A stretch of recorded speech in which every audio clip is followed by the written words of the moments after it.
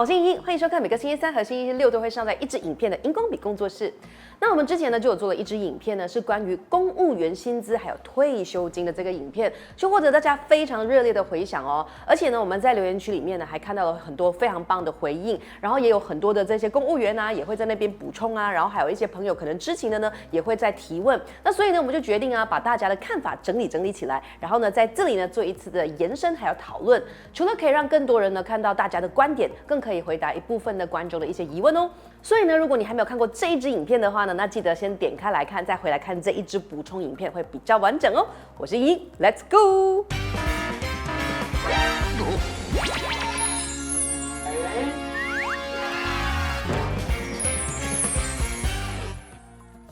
嗨。在影片正式开始之前呢，让我们自我介绍一下，我们是荧光笔工作室 Highlight， 是全马最热血的知识型频道。我们以科普的方式聊关于马来西亚的社会、民生、时事议题等等。我们除了有街访之外呢，也有访谈哦。那有这么多的内容，有兴趣的朋友，你们已经订阅我们了吗？还没的话，现在就按赞、订阅、加分享吧。我们每个礼拜三跟礼拜六呢，都会准时上影片，让我们一起好好认识马来西亚。OK， 回到正片。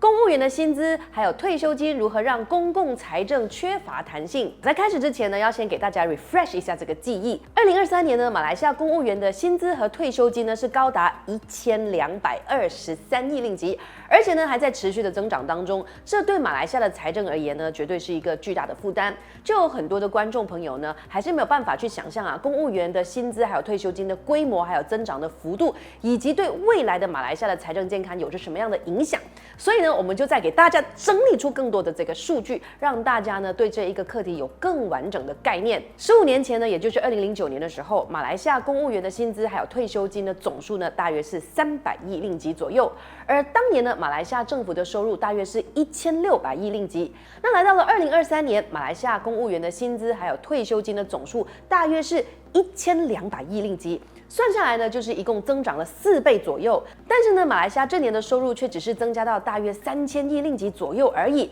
那比起2009年呢，只是增加了90%这样子。那用大家比较明白的语言来比喻，就是说，假设你有一个经常的帮衬的这个 nasi biryani 啦哈，15年前一份只卖5块钱，但是到了今天却要卖20块钱一份。而在这15年里面呢，你的工钱却只是从一个2000块钱增加到一个月3700块钱而已。那虽然说呢，东西好像变贵了，是没有绝对的好坏之分，但是这一种呢不 balance 的增长呢，却是不健康的现象哦。而钱不够花的马来西亚政府只好透过其他的手段，比如举债、削减其他方面的这些开支等等，来确保国家可以继续的运转下去。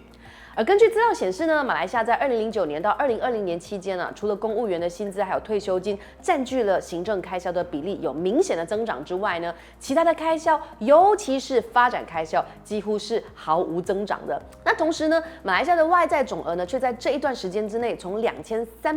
亿令吉增加到1兆2000万令吉，涨幅是超过500%。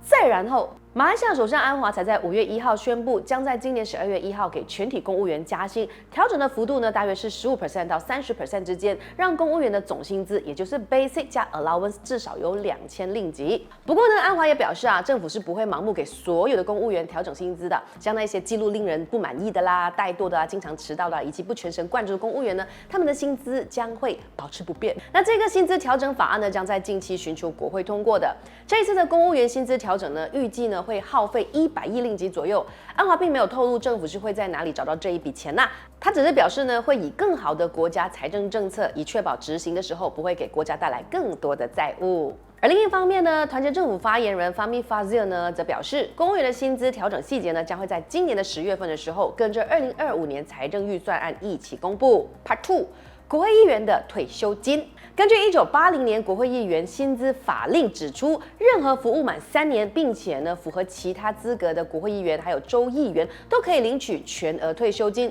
也就是呢最后的薪资还有津贴的60%。那国州议员的薪资有多少呢？我们先来看看国会议员的薪资。国会议员的薪资呢是每个月16000令吉，而如果呢你在国会里面有其他的职位，那你的薪资也会一起增加。比比如副部长1万令吉，部长14000令吉，副首相18000令吉，首相22000令吉，议长31000令吉。与此同时呢，国会议员还享有林林总总的津贴，包括了有油钱啦、兜钱啦、parking 啦、买西装啦、买电话啦、买电脑啦，甚至是到国会开会、去政府机构开会都可以 claim allowance 的哦。而州政府的这个薪资还有津贴呢，则是按照各州的这个议会自己定制的，从6000令吉到15000令吉不等。州议员呢也会根据自身在州议会的这个职位而有不同的薪资。比如说，雪兰莪州的州大臣薪资加津贴呢是高达6万令吉，而州行政议员还有州议长呢则是高达4万令吉。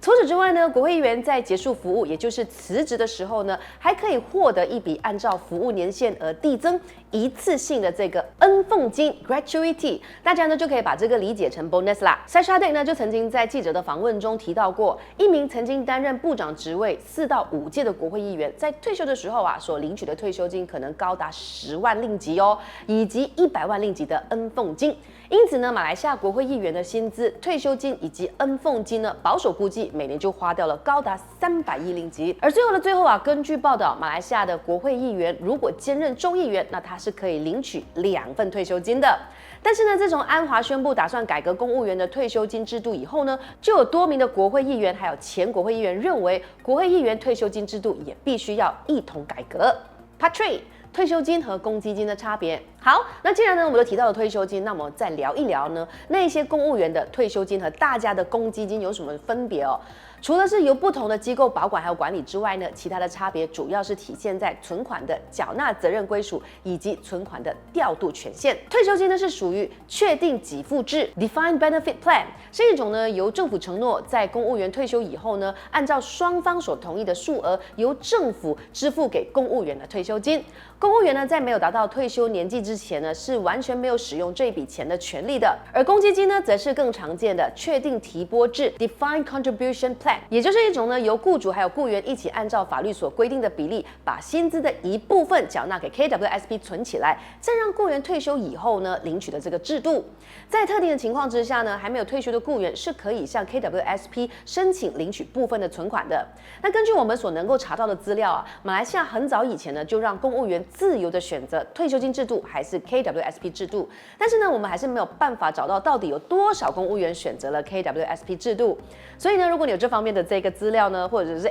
你是在公务员体系里面的，欢迎在下方补充，跟大家一起分享哦。Part 4。KWSP 第3户口。2024年4月24日，马来西亚雇员公积金 KWSP 宣布，公积金将增设第3个户口，以方便会员领取存款。同时呢，也会把现有的第1户口 Account 1改名为退休户口 Account Persaraan， 第2户口 Account 2呢，则是改名为安康户口 Account Sejahtera。而新增的这个户口呢，则叫做弹性户口 Account Flexible。退休户口还有安康户口的功能呢是保持不变，也就是说呢，会员呢只能够在到达退休年龄55岁以后呢，才能够领取这2个户口的全部存款。除此之外呢，会员也可以在退休年纪以前领取安康户口内的部分存款，用作符合公积金局所规定的事项，比如说是购买房子啊、投资啊、保险啊等等的。而这个弹性户口呢，则是允许会员呢在任意的时候领取户口内的这个存款。从5月11日开始，会员所缴纳的公积金将会按照75、15和10的比例呢存入这3个户口当中。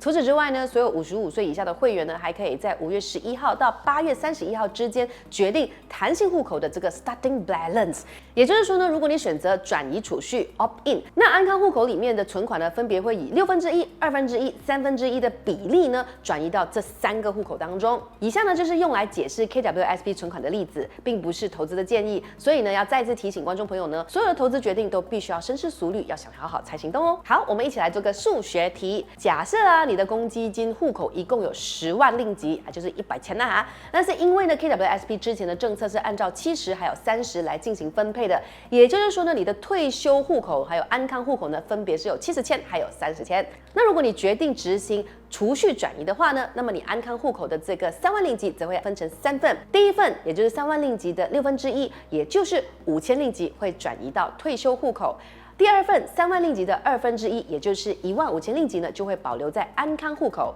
第三份呢，也就是3万令吉的1/3，也就是1万令吉呢，就会转移到弹性户口。所以呢，你的3个户口分别会有退休户口的75000令吉、安康户口的15000令吉，以及弹性户口的10000令吉。那如果你决定不要执行这个储蓄转移的话呢，那你一样会有新增设的这个弹性户口的，不过呢，里面的存款就会从0开始。除此之外呢 ，KWSP 也宣布啊，新增设的这个弹性户口将跟退休户口和安康户口享受一样的这个股息利率。结语。今天这支影片呢，先到这里。未来呢，如果政府呢有在发布更多的消息的时候呢，我们再为大家整理划重点。那如果你觉得这支影片有所遗漏，或者是有一些部分好像没有那么准确的话呢，那我相信呢，我们的观众当中有很多的高手就会发现了哈。到时候就一起来留言，帮我们完整我们的这一些资讯啦。那如果你还想要看更多关于马来西亚公务员的影片，我们也做过一个系列哦，那欢迎点开来看。我们是每个礼拜3、礼拜6都会上载一支影片的荧光笔工作室。那这一支影片其实是随缘片 bonus。那当然你也可以 follow 我们的这一些 social media， 或者是每个月以1杯奶茶的钱支持我们走更远，拍更多的影片哦。下一支影片再见。